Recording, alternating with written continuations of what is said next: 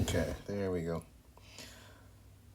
All right, so let's get into it. So I know I haven't been posting in a while. I want to get back on track. Just had to take care of some personal stuff. But we're not here to talk about that. We're here to talk about getting to the bag here. So today, this trade was actually pretty good. It was definitely how I want to start consistently taking trades with that mindset. So first things first, I believe that there, if I'm mistaken, was or was not news, but definitely, let me see here. It is, yeah, there was news. There's news today at 8:30. So setting up the playing field actually.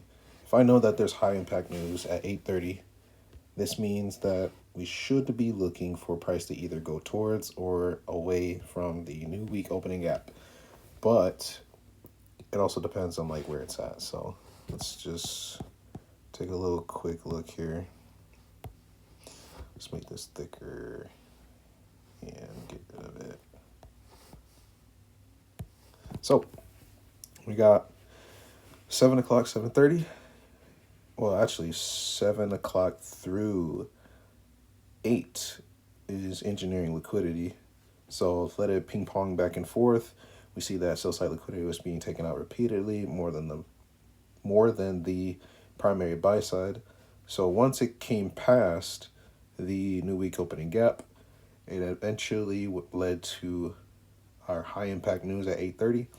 Did take out the primary buy side, flew all the way up around 8:40, and after that we want to see price either move farther away or move closer back to the new week opening gap like a magnet, because we want it to have that what is it, gravitational pull towards price, so it can basically continue either, I guess I want to say, continue with its course, showing us that the real move is going to be here soon, or this is basically another distribution or accumulation for another price delivery.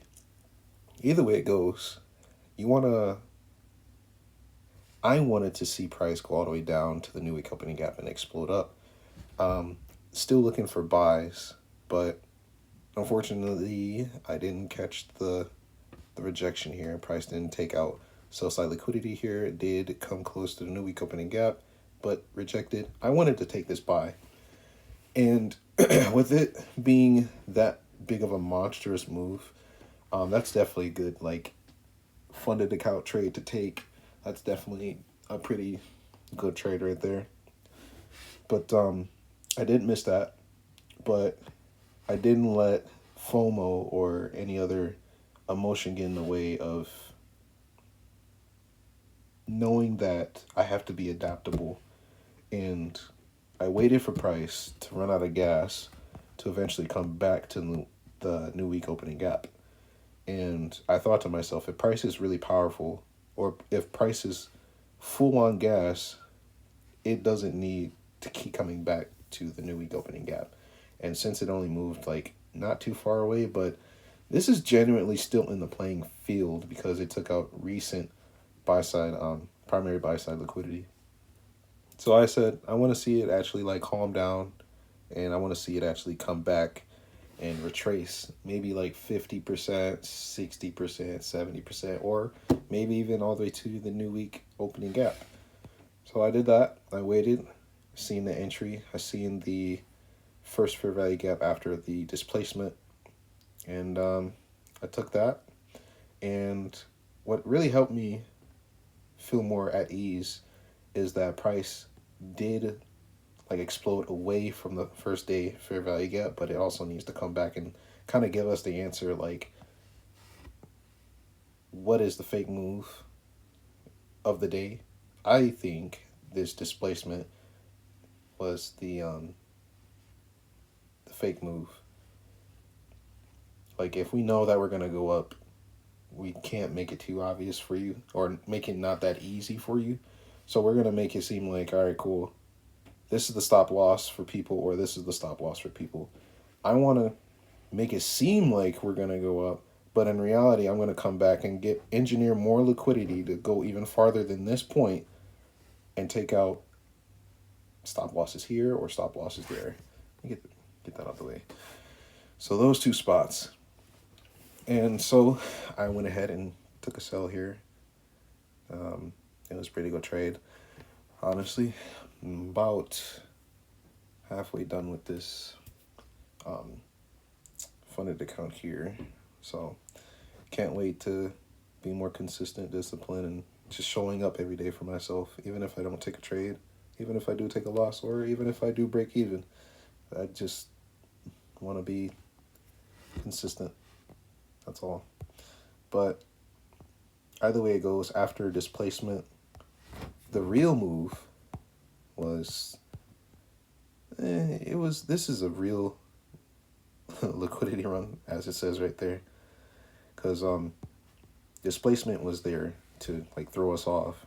But if we caught displacement and got out of it, that's still good. But if we stayed in it thinking that it was going to go on the first try up, then, as you can see, it was engineering liquidity to get the gasoline and take out one more set of stop losses from people who are buying from this day and then explode up. So it was good that, I took the trade for the price deliveries to sell. And as you can see later on the day, it went past the primary buy-side liquidity, which is good too, because if you were around 12:45 or 12 o'clock, you could still catch a good trade buying on this new week opening gap, because it's got the volume imbalance and the new week opening gap already at that point, and it didn't go any lower. So you can buy from there, or if you would have stuck around a little bit longer, stay true to the black hole concept. You can definitely take that first rejection there, or first fair value gap somewhere in here, and take it to the moon, or 50%, or wherever you see your take profits fit. But other than that, this today was a pretty good example of how engineering liquidity does take time, and for the final product of it exploding, when it gets to the key areas, it can look like it's about to take off, but it goes down to I believe it goes down to higher time frame. We're looking for change of state of character. My gosh, I can't speak. But on the 5 or 15, or if there's higher time frame influence, possibly on the 1 hour. Where are we at? Right here, possibly on the 1 hour. If you see anything interesting related to the black hole concepts, knowing that price came to the new week opening gap but didn't really go any lower than that, especially with the high impact news placing it way above the new week opening gap. And if you look over here on the left, this is where we left off a while ago, actually. Well, not a while ago, but the 16th, basically yesterday, Monday. This was the pretty good, important key area to look into, and watch how price takes it out, come back. Didn't go any lower than that, and exploded up. I thought that was pretty interesting. So definitely, if you were to wait around 12, or if you were to catch the original 8:30 high impact news, I feel like those were the really good optimal trades going with the trend. But, you know, if you're adaptable, you can take any type of trade. But that's about it. So I'm going to start posting again, and feel free to like, share, and subscribe.